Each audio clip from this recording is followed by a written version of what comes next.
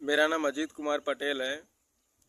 मेरी शादी कनक नंदिनी से, जिसका पता है कुलकम कला घर है, दुबार दीपनगर से नज़दीक पड़ता है, थाना संत नगर पड़ता है, मिर्ज़ापुर में पड़ता है ये।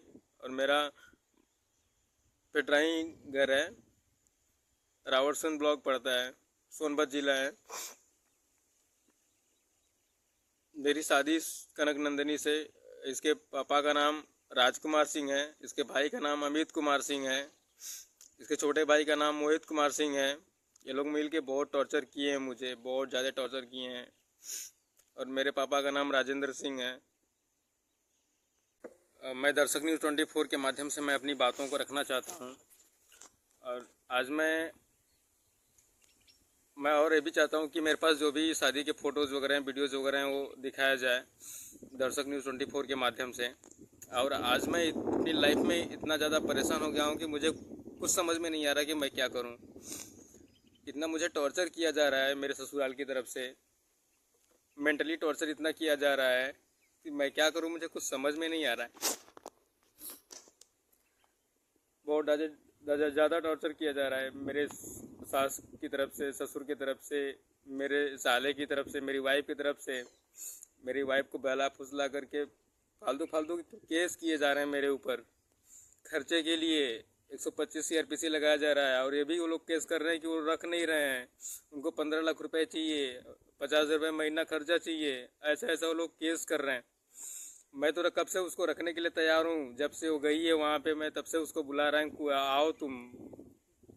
कब से मैं अपने दादा को भी भेजा लेने के लिए, मैं खुद गया उसको लेने के लिए, वो लोग विदाई नहीं कर रहे हैं। यहाँ तक कि वो लोग बोल रहे हैं कि उसका भाई बोल रहा है कि तुम 15 लाख रुपए दो तब जाके हम विदाई करेंगे। मुझे ये समझ में नहीं आता, ऐसे लड़कियों की चलती है क्या? मतलब लड़कियों को पावर मिल गया, इसका मतलब उसका गलत फ़ायदा उठाएंगे क्या?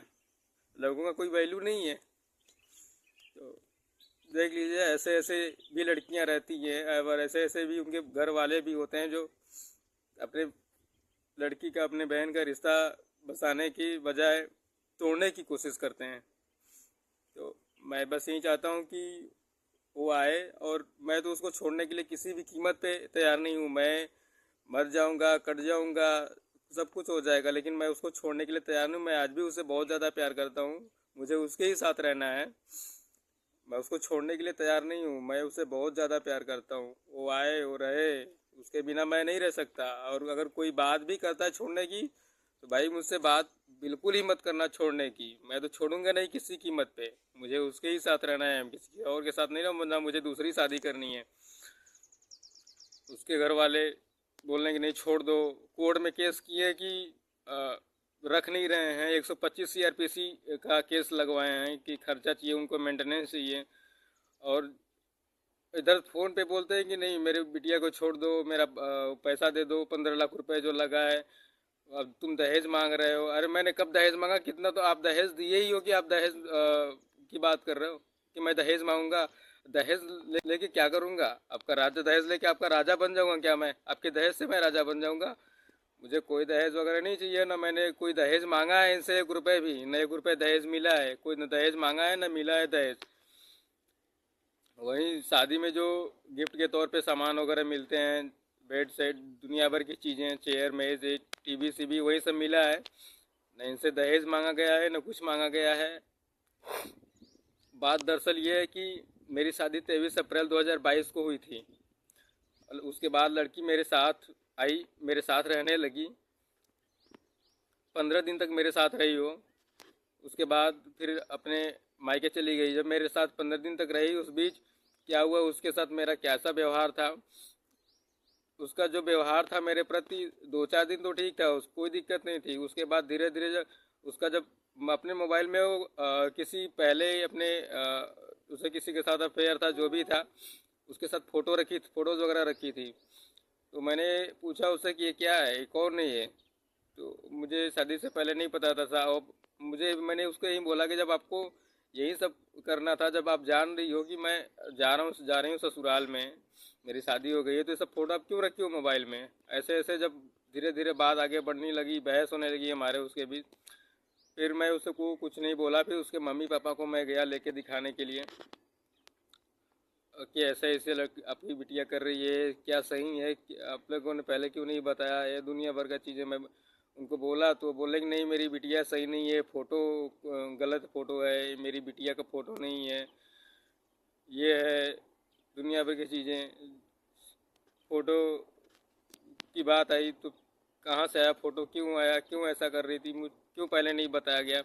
मैं बोला ठीक है, जो पहले हो गया सो हो गया, अब सही से रहे। अब मुझे उससे पास्ट का जो भी उसका है उससे मुझे कोई लेना देना नहीं है। अब वो सही से रहे, मुझे उसके साथ रहना है, पूरी ज़िंदगी बितानी है। अब शादी हो गई है तो मुझे कोई उससे लेना देना नहीं है। तो उसके बाद अपने घर गई हो, घर जाने के बाद सारी चीज़ें दुनिया भर का नाटक करने लगे कि मैं नहीं आऊँगी, ऐसे है वैसे है, मैं ये करूँगी, कोर्ट करूँगी, केस करूँगी, कचहरी, जेल भिजवाऊँगी तुमको, बब्बा को भेजो, तुम आओ मैटर को हल करो तभी मैं आऊँगी। तो मैंने जब बब्बा को भेजा बातचीत हल करने के लिए तो बब्बा गए तो फिर भी वो नहीं आई। उसके पापा लोग बोल रहे हैं कि तारीख पे तारीख दे रहे हैं, इस तारीख को आइए, उस तारीख को आइए, इतने दिन 2-3 दिन में मैं आपको फ़ोन करके बताता हूँ। बट ऐसा कुछ नहीं है, ऐसा कुछ डेट का खाली हम लोग इंतज़ार करते रहे, लेकिन वो लोग बता नहीं रहे हैं। और न टाइम पे जा रहे हैं तो हम लोग वो लोग विदाई भी नहीं कर रहे हैं। दुनिया भर खाली घुमा रहे हैं, गोल गोल घुमा रहे हैं, वो लोग चक्कर खाली कटा रहे हैं, ये लोग विदाई नहीं कर रहे हैं। और 125 CRPC का केस किए हैं ये लोग, और कोर्ट में ये भी केस किए हैं कि वो लोग मुझे रख नहीं रहे हैं, 15 लाख रुपए उनको चाहिए और 50,000 रुपये महीने खर्चे चाहिए उनको। 125 CRPC में मेंटेनेंस का केस की है। अरे मैं बोल रहा हूँ मैं क्यों आपको खर्चे दूँ? आप आओ ना, मैं आपको सारा खर्चा, सारा जितना मेरी जिम्मेदारी बनती मैं उठाने के लिए तैयार हूँ। आप आओ तो यहाँ पे, मैं क्यों आपको खर्चे दूँ? आप वहाँ रहोगी, मैं यहाँ रहूँगा, मैं यहाँ रह के मैं अपना घर परिवार वालों को, मम्मी पापा को देखूँगा कि आपको खर्चे दूँगा? आप आओ यहाँ पे, आप यहाँ पे रहो, मैं आपका सारा जो भी खर्चा वगैरह है सब कुछ उठाने के लिए तैयार हूँ, मुझे कोई दिक्कत नहीं है। घर भी देखना है और भाई इस लड़की के चक्कर में ना ये बोलती थी कि अपने भाई को छोड़ दो, अपने मम्मी पापा को छोड़ दो तभी मैं आऊँगी, अलग हो जाओ तभी मैं आऊँगी। उसके माँ बाप बोल रहे हैं कि अलग हो जाओ, सब लोग बोल रहे हैं अलग हो जाओ। यहाँ तक कि मैंने अपने माँ बाप से, भाई से, भाभी से झगड़ा करके अलग हो करके गया मैं उसको लेने के लिए, मार झगड़ा कर लिया अपने भाई से, भाभी से। शायद अभी मैं क्या बताऊं आपको अपने भाई के बारे में। इतने अच्छे मेरे भाई हैं, बोलती है कि दुनिया भर का ब्लेम लगा रही है, घर की जिम्मेदारी से लेके हर एक चीज निभा रहे हैं।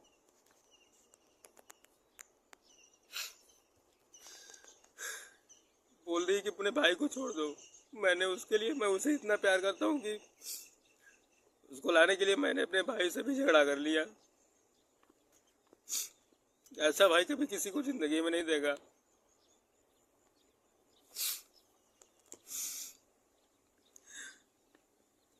मेरा भाई हर मुश्किलों में मेरा साथ देता है। मैं जितनी बार परेशान हुआ हूँ मेरा साथ दिया है। भले से आज मेरी उनसे बात नहीं होती है, लेकिन ये लोग मुझे कहीं का नहीं छोड़े। मुझे अब ऐसा लग रहा है कि मैं अपने आप को ख़त्म कर लूँगा। ये लड़की बहुत परेशान करके रखी है मुझे। लड़के घर वाले बहुत ज़्यादा परेशान करके रखी है। मैं बस इसके साथ रहना चाहता हूँ, मुझे और कुछ नहीं चाहिए। वो आए अपना सही से रहे, मुझे दूसरी शादी नहीं करनी है, मुझे उसके साथ रहना है, मुझे डाइवोर्स बिल्कुल भी नहीं देना है। और कोई चाहता है कि साइन करा लेंगे, डाइवोर्स ले लेंगे ना, भाई मैं आपको यही बात बोल दे रहा हूँ कि मेरी जान ले सकते हो बट मुझे साइन नहीं करा सकते, ये बात जान लेना। मैं डाइवोर्स तो कभी ज़िंदगी में नहीं दूंगा, मुझे उसके ही साथ रहना है। मैं बहुत ज़्यादा प्यार करता हूँ उससे, यहाँ तक कि मैंने अपने भाई से भी झगड़ा करके गया। आप लोग सोचिए, मतलब लड़की बोलती है कि अपने भाई को छोड़ दो तब मैं आऊँगी। मैंने भाई से, भाभी से झगड़ा कर लिया उसको लाने के लिए, फिर भी वो नहीं आई। मैं अब कहीं का नहीं हूँ, मैं क्या करूँ? बहुत ज़्यादा डिप्रेशन में हूँ, बहुत ज़्यादा टेंशन है, मुझे कुछ समझ में नहीं आ रहा है। आप ही लोग बताइए मैं क्या करूँ।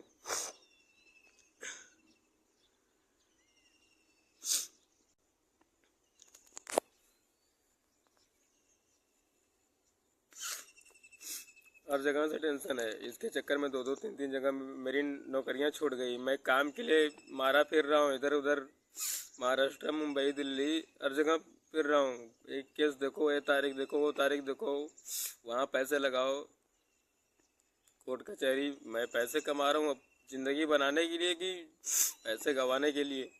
मुझे कोर्ट कचहरी में पैसे नहीं देने हैं।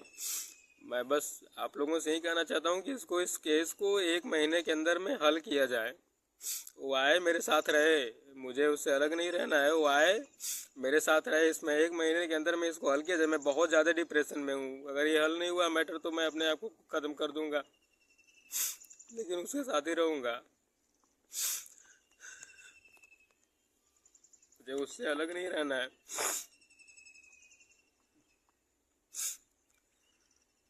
आगे कुछ दिखाई नहीं दे रहा है, ऐसा लग रहा है सब कुछ खत्म हो चुका है। बहुत ज़्यादा डिप्रेशन में हूँ। दुनिया भर का टेंशन है, वाइफ का टेंशन, ये केस कर रही है, वो केस कर रही है, पुलिस से फ़ोन करवा रही है, तारीख पे तारीख मिल रहा है, कुछ हल निकल नहीं रहा है। मैं सरकार से बस यही चाहता हूँ, और आप लोग, लड़की इतना करेक्टर लेस है ना भाई, मैं आपको दिखाना नहीं चाहता हूँ क्योंकि मुझे उसके साथ रहना है। ठीक है, तुम्हारा पास्ट लाइफ जो भी था तो, लेकिन शादी के बाद तो सुधर जाओ। शादी के बाद ऐसे अपने हस्बैंड के साथ कौन करता है? कोई करता है क्या? ठीक है, मेरे पास जो भी प्रूफ वगैरह है, मैं ऐसे ही नहीं बोल रहा, मेरे पास जो भी प्रूफ है मैं मीडिया को दे दूंगा, वो देखेंगे, उसके बाद ही वो आप लोगों को बताएंगे। मैं यहाँ महाराष्ट्र में हूँ, जॉब के लिए नौकरी के तलाश में हूँ, मारा मारा फिर रहा हूँ। ऊपर से उधर कोर्ट का टेंशन, कचहरी का टेंशन, दुनिया भर का टेंशन दे रही है। देखिए मेरी गलती है, तुम जो अब बिना बताए चली गई, तुम अपने पापा को बुलाकर चली गई, न घर से पूछना, न मेरे घर वालों से पूछना, न किसी से पूछना।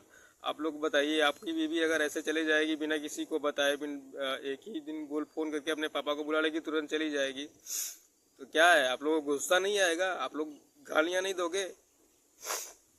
मेरी बस इतनी गलती है, मैंने उसको गाली दिया है, उसके घर वालों को गाली दिया है, मैंने दिया है गाली, लेकिन क्यों दिया है इसका भी रीज़न है।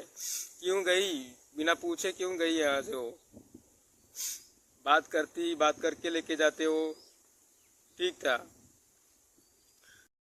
जब मेरी वाइफ मेरे साथ आई रहने, उसके बाद मैंने सारी फ़ोटोज़ वगैरह, सारे वीडियोज़ वगैरह उसके दिखाए मैंने उसके फैमिली को, तो लोग दुनिया भर का नाटक करने लगे। फिर उसके बाद उसकी मेरी वाइफ चली गई अपने मायके। जाने के बाद फिर दुनिया भर का को लगी बोलने, उसके घर वाले, उसका भाई बोलने लगा कि मैं तुमको मारूंगा, ये करूंगा, वो करूंगा, कोर्ट करूंगा, केस करूंगा, कचहरी करूंगा, दुनिया भर का धमकी देने लगा। तो मैं बोला ठीक है, जो आपको करना है कर लीजिए, लेकिन विदाई कर दीजिए, मुझे उसके साथ रहना है। तो लोग विदाई वगैरह नहीं किया। फिर कैसे कैसे बातचीत से मैटर हॉल हुआ, तो विदाई हुई। फिर उसके बाद लड़की घर आई। दोबारा जब आई तो मैं उसके बाद 7-5-6 दिन रहा था। फिर उसके बाद मैं बाहर अपना ड्यूटी करने चला आया। उसके बाद दोबारा जब वो अपने घर गई तो दुनिया भर का नाटक करने लगी, पाखंड करने लगी कि तुम्हारे घर में ये हो रहा है, वो हो रहा है, ऐसे हो रहा है, मैं वहाँ नहीं रहूँगी। माँ जो दुनिया भर की चीज़ें बोलने लगी हो। ऐसा कुछ नहीं है, वो झूठा मूठा ब्लेम लगा रही है। ऐसा कोई कुछ नहीं है किया है उसके साथ, झूठा मूठा सिर्फ ब्लेम लगा रही है।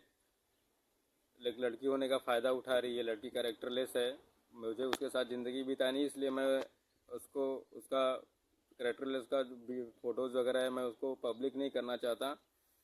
और जो भी चीज़ें हैं उसकी मैं मीडिया को दे देना चाहता हूँ, और मीडिया ही बताए कि वो चीज़ें सच है या झूठ है। जो भी कैरेक्टरलेस का उसका फ़ोटोज़ वगैरह है मैं मीडिया को दूंगा।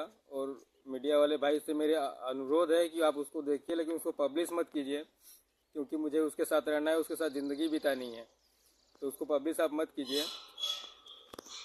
आगे चल के उसके ही साथ मुझे रहना है। मैं उसको छोड़ने के लिए तैयार नहीं हूँ। मैं किसी भी हालत में नहीं छोड़ूंगा उसे। मैं मर जाऊँगा, कट जाऊँगा, सब कुछ कर लूँगा, लेकिन मैं उसको छोड़ूंगा नहीं।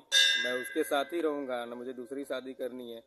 मुझे मरना कबूल है, लेकिन किसी और के साथ रहना कबूल नहीं है। मुझे अब उसके साथ ही रहना है। मैं उसके साथ ही रहूँगा।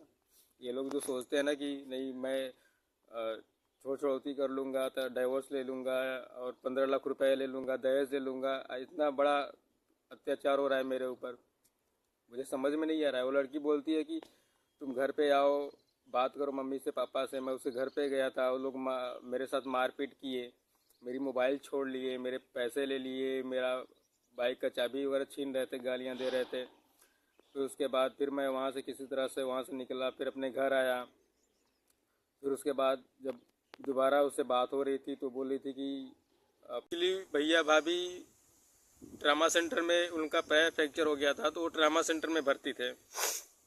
मेरी मम्मी भी उनके ही साथ गई थी और घर पे कोई नहीं था। तो एक दिन पहले ही अपने फ़ोन से घर पे बतिया ली कि मैं आऊँगी, मैं यहाँ नहीं आऊँगी वहीं पे सब कुछ, मैं नहीं रहूँगी यहाँ पे, दुनिया भर का सब बतिया ली, आओ ले चलो पापा मुझे। तो उसके बाद जब मम्मी मुझे मेरी मॉर्निंग में आई बनारस से ट्रामा सेंटर से वापस, तो मम्मी डायरेक्ट फ़ोन करके बोला जा रहा है कि आ रहे हैं लेने के लिए, विदाई कर दीजिए उसी दिन डायरेक्ट। ये नहीं कि 2-4 दिन का समय है, विदाई कर दीजिए, ये कर दीजिए, वो कर दीजिए। डायरेक्ट बोला जा रहा है कि नहीं, आ रहे हैं लेने के लिए, विदाई कर दीजिए। तो क्यों विदाई कर दें, घर में इतनी ज़्यादा परेशानी है आपको, विदाई कर दें? भैया भाभी का वैसे ही पैर फ्रैक्चर है, घर में कोई करने वाला नहीं है। ठीक है, आपको प्रॉब्लम, आप कुछ करना है वहाँ पे, कुछ दिखाना तकाना है, जो भी करना है तो आप जाओ वहाँ पे रहो। 2-4 दिन 10 दिन बाद जाओ। मैंने ये भी बोला 2-4-10 दिन बाद जाती। इसी के बाद में मैंने उसको गाली वगैरह दिया था। ठीक है, गाली दिया, गलती मेरी है, गाली नहीं देना चाहिए, लेकिन अब वो आए सही से रहे। लेकिन मैं क्या बताऊँ, मुझे कुछ समझ में नहीं आ रहा है। यहाँ तक कि वो प्रेग्नेंट भी थी, मेरा बच्चा भी था उसके पेट में। यहाँ पे थी तो 10 दिन पहले ही अल्ट्रासाउंड वगैरह सब कुछ हुआ था, सुई दवा चल रहा था, सब कुछ ठीक था, नॉर्मल था, कोई दिक्कत नहीं थी, बच्चा नॉर्मल था। अल्ट्रासाउंड में भी रिपोर्ट भी ये पड़ा हुआ है अल्ट्रासाउंड का, सब बच्चा वगैरह सब नॉर्मल था, कोई दिक्कत नहीं थी। यहाँ से वहाँ जाने के बाद 10 दिन के अंदर में ही बच्चे का ख़राब हो गया। बोली और जब बच्चा ख़राब हुआ तो 1 महीने बाद हम लोगों को पता चल रहा है, मुझे और मेरे घर वालों को पता चल रहा है कि बच्चा ख़राब हो गया। जिस दिन ख़राब हुआ उस दिन बताया नहीं गया, ना मुझे बताया गया, ना मुझे मेरे घर वालों को बताया गया। बोला गया कि इलाहाबाद हॉस्पिटल में लेके हम लोग भर्ती थे, बच्चा वहाँ ख़राब हुआ। फिर उसकी मम्मी बोली थी कि इलाहाबाद हॉस्पिटल में लेके भर्ती थे। फिर जब 2-4 दिन 5 दिन बाद जब हुआ तो फिर मैंने पूछा उससे कि बच्चा कैसे ख़राब हुआ, तो बोल रही कहाँ भर्ती थी लेके, तो बोल रही कि नहीं, इधर ही गांव के एक डॉक्टर में लेके वो था, घर पे ही ख़राब हुआ है। मतलब ये लोग झूठ बोल रहे हैं। इससे ये साबित होता है कि ये लोग खाली अबॉर्शन कराए मेरे बच्चे का, मार दिए हैं ये लोग मेरे बच्चे को। ये लोग ऐसा ही लोगों का रवैया है। इसका भाई बोल रहा है कि 15 लाख रुपए दो तभी विदाई करेंगे। अरे क्यों 15 लाख रुपए दें? दिए हो क्या 15 लाख रुपए? दिए हो या फिर देखे भी हो 15 लाख रुपए? दिए हो तो बताओ, मैं तुमको 15 लाख रुपए देता हूँ। धंधा खोल के बैठे हो का अपनी बहन का कि जो भी पैसा देगा भेज दोगे तुम? सॉरी, ऐसा नहीं बोलना चाहिए मुझे, लेकिन क्या करूं, मैं बहुत परेशान हो गया हूं। इस केस को जल्द से जल्द निपटारा किया जाए। ये लोग ऐसे इंसान है कि मेंटली बहुत टॉर्चर कर रहे हैं।